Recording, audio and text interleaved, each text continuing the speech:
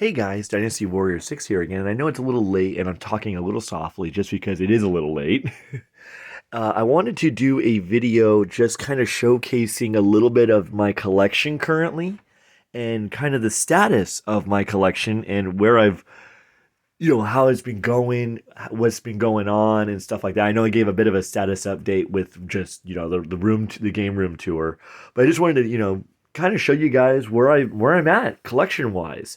So, and also kind of give a little bit more update on what happened with Portland Retro this last year. Sorry, not this year. This last year. This last year, I did Portland Retro again as a vendor to sell my duplicates like I normally do. I think this last one will be the last one I attend as a vendor. I don't think I want to do the vending anymore. It's not that I don't love vending and it's a lot of fun and you get to meet a lot of cool people. It's just that it is exhausting. Like this last one was insane. I was so busy throughout the whole expo that it was staggeringly busy and it was great. I'm not knocking what happened. It was amazing. Great expo. I made quite a bit of money and I did really well at the Portland Retro Gaming Expo financially, and I bought some great stuff as well. I bought a lot of great stuff to add into the collection. As you guys can see, my collection has grown from the last time I even posted a video. And I know it was like 3, 4 years ago. And of course, growth is pretty common with everything. So this is just a little bit of a showcase, and I apologize about the darkness. If we can't see it, or if I can't see it through the camera lens as well, then we'll just move on from it, and I can kind of just give a summary of it as well. So up top, my parents and I built this shelving system, and it's really cool because instead of going to like IKEA and buying one, or just having to and then assembling everything, we decided to take my closet in my room and convert it into a retro gaming thing because I don't have very many clothes that hang. Most of my clothes fold. I didn't really need all that hanging space. So that's why we just removed the closet doors, sealed it up, and made it into the game room thing. So, oops, sorry about the fuzzy. I'm trying to move slowly. And so up top, way up top, so you see Super Nintendo there, and we got some gems up there with the Turtles in Time. That's Knights of the Round right there. Great game. Love that game. Even though I have a hard time beating it. Like, it is so hard. I don't know what it is about that game. Then you've got Thunder Spirits, Boogerman. That game's actually kind of hit some rarity now. I don't know why. Just kind of one of those rarer games now. And then War of the Gems. Way up top is NES games. Now, these are just kind of the NES games I know it sounds terrible to say. I just don't really care about. Like, I care, but it's just, they're there, They're up there. That's where they kind of go. Over here, I have PSP and demos and some extra Wii U games and some box Game Boy games. I'm going to be getting those on display here soon, but I just, taking time. It's always taking time. So, Super Nintendo, once again, and then we got the N64, and there's, games behind it as well. I have a lot of carts of N64. I think I have about 100. Like, if I wanted to go for a US complete library, that would be an obtainable goal for me. But we have, Majora's Mask, the NFL Blitz Championship Edition. I got this in a deal where I met a guy, and I didn't even know it was rare, because this is a Blockbuster exclusive game. So I got this game. It was sudden. I didn't even know it was rare. I was buying it because it was an NFL Blitz I didn't have, and I wanted all of them, and the guy sold to me for $5. Crazy deal.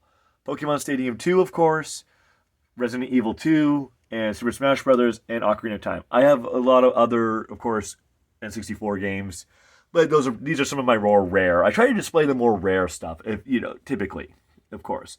Over here we have box NES games. I actually have quite a collection of box NES games. Behind Silent Service is just more, just pro-am. It's just kind of just general stuff.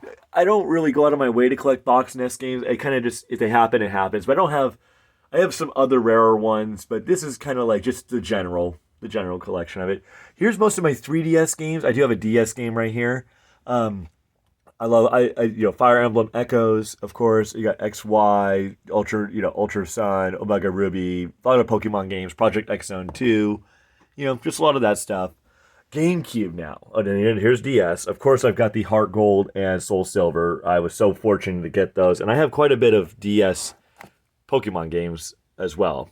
I'd like to get Black and Black 2. That'd be kind of cool to have, but not too worried about it if I don't get it. GameCube, like I was saying, I'm pretty proud of my GameCube collection for one reason. I have it purely Black Label. I cannot stand it, and I know this is just a personal take, when a game like is the yellow. You know what I mean? I don't dig it. I don't like it. So all my games of the GameCube variety are Black Label.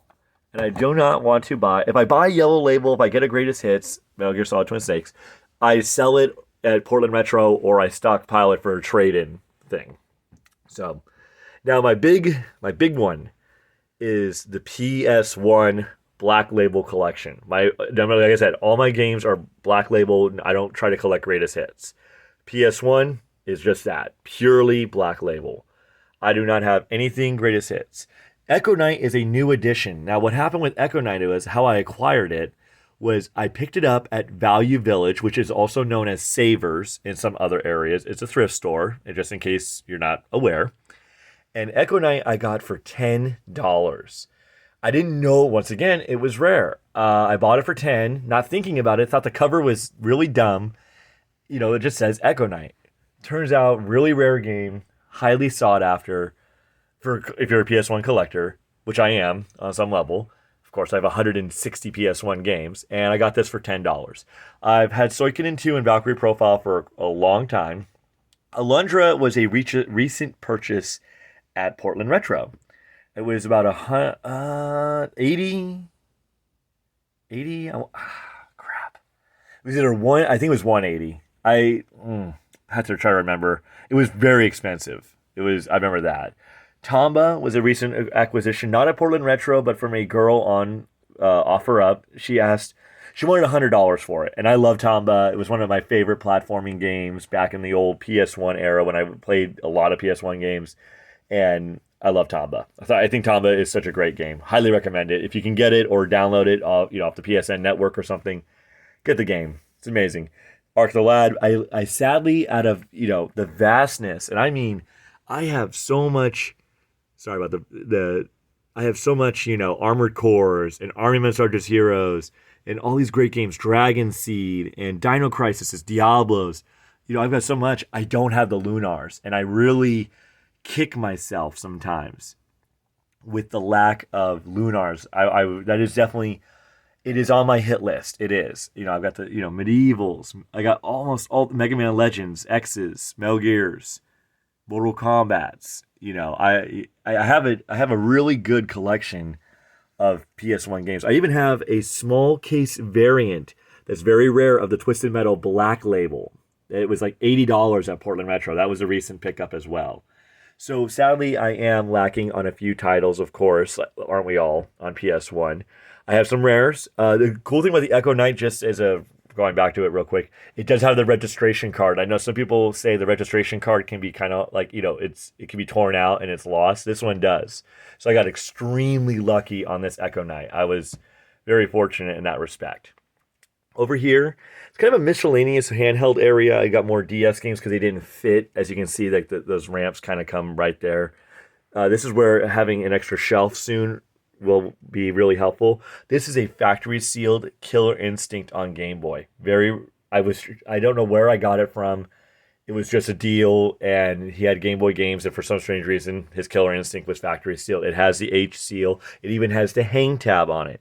I don't know if you can see the hang tab. You might be able to.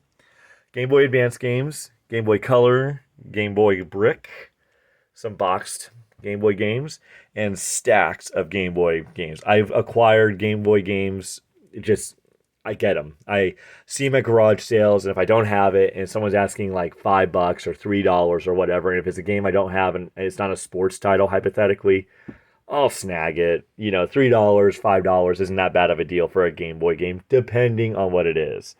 If it's always Pokemon, hell yeah, I'm still waiting on that thing from. Still waiting on that. I have Wii. I don't go out of my way to collect Wii titles. They're here. I collect only what I want. I don't really go out of my way to get anything else, and I'm not interested in other Wii, I'm not really interested in the Wii. Like if it's a good price and I could trade it in and maybe get some credit, because that's what I usually do with Wii titles. I don't really hang on to them. I just kind of I sadly get rid of them. I don't. This is just my Wii collection. That's it. Wii U, kind of the same breath. I've got the big box versions of the Super Smash Brothers, and I've got some stuff. I got like two stacks, but it's just once again, it's Wii U. I love the Wii U. I thought the Wii U was a really good console. I'm sad to see that it didn't really get the love it deserved, I think, a little bit, but it's okay. I get it. I get why people dislike it. Now, this is my biggest library of games. I have about 260 PS2 games. Sorry. Suikoden 5, Wild Arms 5. Trapped is kind of uncommonly rare, I would say. It's not an easy one to find. Made by Tecmo, of all companies. I didn't expect that. Xenosaga 2. The Saga games, of course. Xenosaga 2. I don't have the third one. I had a chance to buy it at Portland Retro this last year, and I didn't. I bought other stuff. I'm going to show the other stuff. You guys have already seen this game, but I'm going to show what else I got. Persona 3, Silent Hill Origins.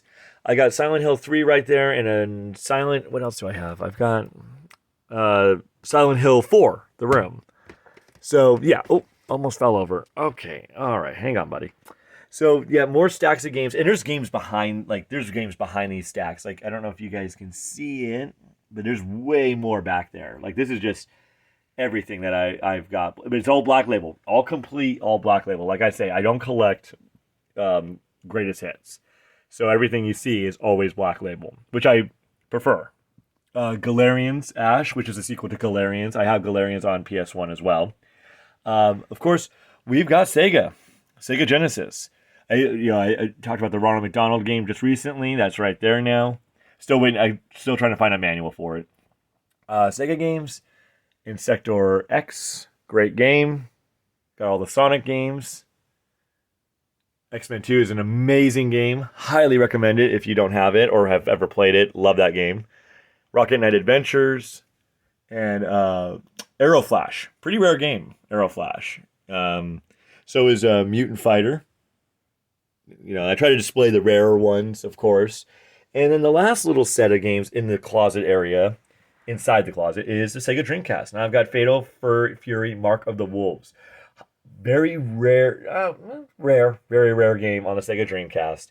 I bought the case on eBay for $25, and I got the game for $3, the disc for $3. So I got very lucky on that.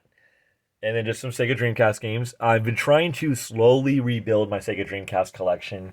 It has been arduous. I got a lot of at Portland Retro, like Crazy Taxi 2, I think, or Choo Choo Rocket, and there's so many other ones. And I picked up like Street Fighter Alpha 3. That's out in the game room area still, because I still practice on that every once in a while. I try to get better.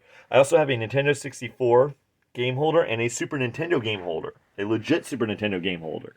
I got this before the whole skyrocket thing. It was kind of weird. I remember that they just kind of skyrocketed. But yeah, I get to look at this in my room basically every night. And then the game that I was talking about, where I spent a lot of money instead of picking up a Lunar or Xenosaga Episode 3, was the Super Nintendo game Brandish. Now, Brandish is fully complete. I mean, that thing is in mint condition. It was beautiful when I saw it. And made by Koei, however you want to say it. And it was a great addition to my collection. I've gotten a lot of great Super Nintendo games. I've been adding into my box collection. And of course, I have my box stuff up top.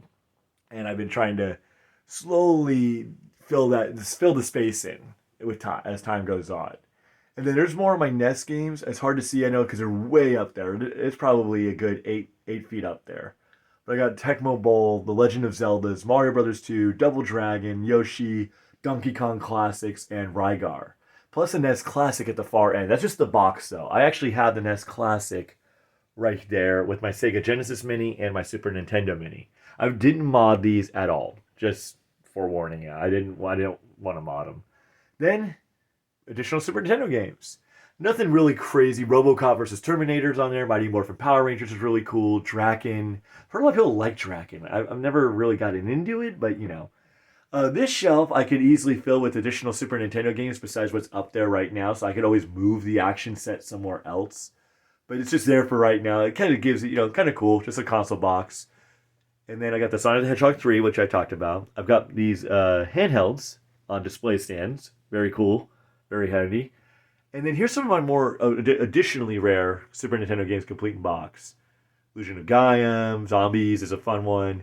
Earthworm Jim, Final Fight 2, Final Fantasy Mystic Quest, Rock and Roll Racing, Wolverine, just kind of the general stuff. Street Fighters, of course. F-Zero, that's one I kind of always snicker at. I'm like, who doesn't have a complete box F-Zero? I think I've known some people who have them. It's like they're so easy to acquire. It's kind of funny.